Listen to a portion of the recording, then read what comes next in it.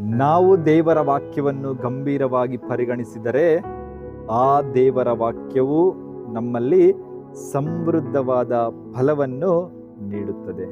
ಪ್ರಿಯರೇ, ಮೊದಲನೇ ವಾಚನದಲ್ಲಿ ದೇವರು ತಮ್ಮ ವಾಕ್ಯವು ಆಕಾಶದಿಂದ ಇಳಿದು ಬರುವ ಮಳೆಗೆ ಹೋಲಿಸುತ್ತಾರೆ ಹಾಗೂ ಹೇಳುತ್ತಾರೆ, ಅದು ಎಂದಿಗೂ ವ್ಯರ್ಥವಾಗಿ ಹಿಂದಿರುಗುವುದಿಲ್ಲ, ಬದಲಿಗೆ ದೇವರು ಅದನ್ನು ಯಾವ ಉದ್ದೇಶಕ್ಕಾಗಿ ಕಳುಹಿಸುತ್ತಾರೋ ಅದು ಯಾವಾಗಲೂ ಪೂರೈಸುತ್ತಾರೆ.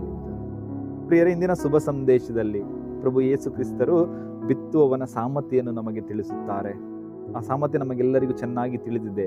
ಬೀಜವೇ ದೇವರ ವಾಕ್ಯ ಹಾಗೂ ಅದು ಉತ್ತಮವಾದ ನೆಲದಲ್ಲಿ, ಅಂದರೆ ವಾಕ್ಯವನ್ನು ಆಲಿಸುವ, ಸ್ವೀಕರಿಸುವ ಮತ್ತು ಅದರಂತೆ ಜೀವಿಸುವ ಹೃದಯಗಳಲ್ಲಿ ಬಿದ್ದಾಗ ಅದು ಫಲ ನೀಡುತ್ತದೆ.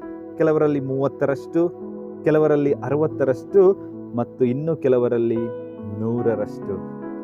ಉತ್ತಮವಾದ ನೆಲದಲ್ಲೂ ಸಹ ಬೆಳೆಯು ವಿಭಿನ್ನವಾಗಿದೆ ಎಂಬುದನ್ನು ನಾವು ಗಮನಿಸಬೇಕು. ದೇವರು ಒಬ್ಬ ವ್ಯಕ್ತಿಯನ್ನು ಇನ್ನೊಬ್ಬರೊಂದಿಗೆ ಹೋಲಿಸುವುದಿಲ್ಲ. ಪ್ರತಿಯೊಬ್ಬರು 100ರಷ್ಟು ಫಲ ನೀಡಬೇಕೆಂದು ಅವರು ಕೇಳುವುದಿಲ್ಲ. ಅವರು ಬಯಸುವುದು ಇಷ್ಟೇ, ನಮ್ಮಲ್ಲಿ ಪ್ರತಿಯೊಬ್ಬರು ತಮ್ಮ ಸಾಮರ್ಥ್ಯಕ್ಕೆ ತಕ್ಕಂತೆ ಫಲ ನೀಡಬೇಕು. ನಮ್ಮನ್ನೇ ನಾವು ಇತರರೊಂದಿಗೆ ಹೋಲಿಸಿಕೊಳ್ಳುವ ಬದಲು ನಾವು ನಂಬಿಕೆಯಲ್ಲಿ ಬೆಳೆಯುತ್ತಿರುವಾಗ ಒಬ್ಬರನ್ನೊಬ್ಬರು ಪ್ರೋತ್ಸಾಹಿಸಬೇಕು, ಪ್ರಶಂಸಿಸಬೇಕು. ಪ್ರಿಯರೇ, ಇಂದು ನಾವು ದೇವರ ವಾಕ್ಯಕ್ಕೆ ನಮ್ಮ ಹೃದಯಗಳನ್ನು ತೆರೆಯೋಣ, ಅದನ್ನು ಪ್ರಾಮಾಣಿಕತೆಯಿಂದ ಸ್ವೀಕರಿಸೋಣ ಮತ್ತು ಅದು ನಮ್ಮ ಜೀವನವನ್ನು ಪರಿವರ್ತಿಸಲು ನಾವು ಅನುಮತಿ ಕೊಡೋಣ.